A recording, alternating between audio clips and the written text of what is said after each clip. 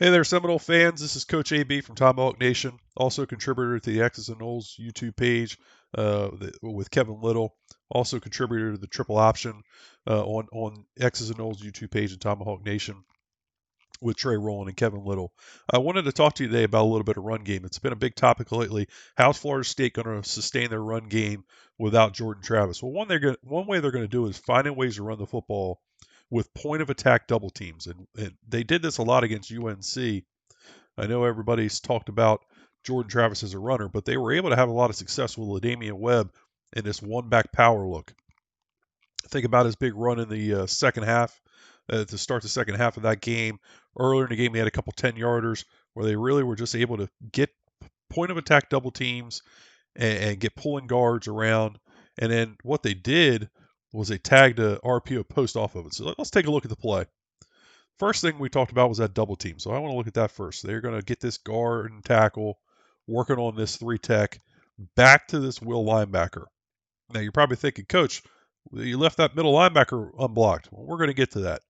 They're going to get a base block by this tight end on this defensive end, and wherever that end is, he's going to take him. So if he's inside, he's going to try to block him down inside. If he's outside like this, he's going to try to turn him out. He ends up turning him out here. Center's going to block back on this 1-tech. This guard is going to do what's called a skip pull. So he's going to cross over his feet. He's going to drop with that right foot, cross over with his left, keeps his eyes on this middle linebacker, and is going to climb up to him. And again, if this middle linebacker wants to run to the sideline, guard's going to take him there. If he stays inside, he's going to wall him off. Backside tackle is going to cut off this B gap for anything that would show in there.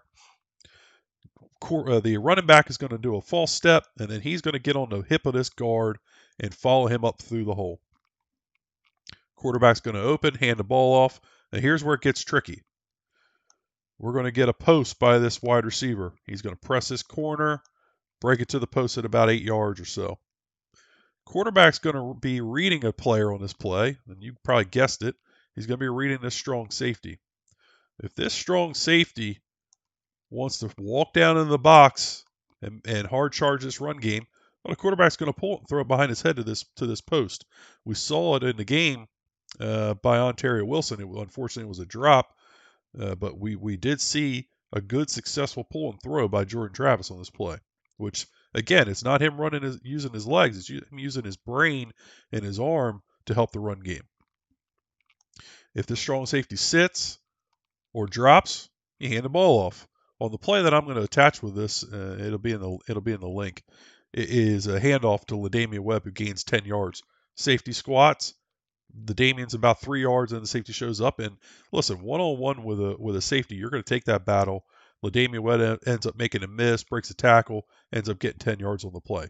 It's a good, successful run play. Again, it's a way to utilize Jordan Travis in a different way to try to keep him healthy long term by not using his legs and getting him beat up, but using his arm and his brain and utilizing point of attack double teams to create movement for your offensive line and confidence.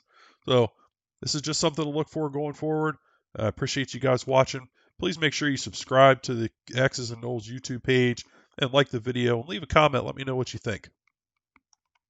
Go Noles.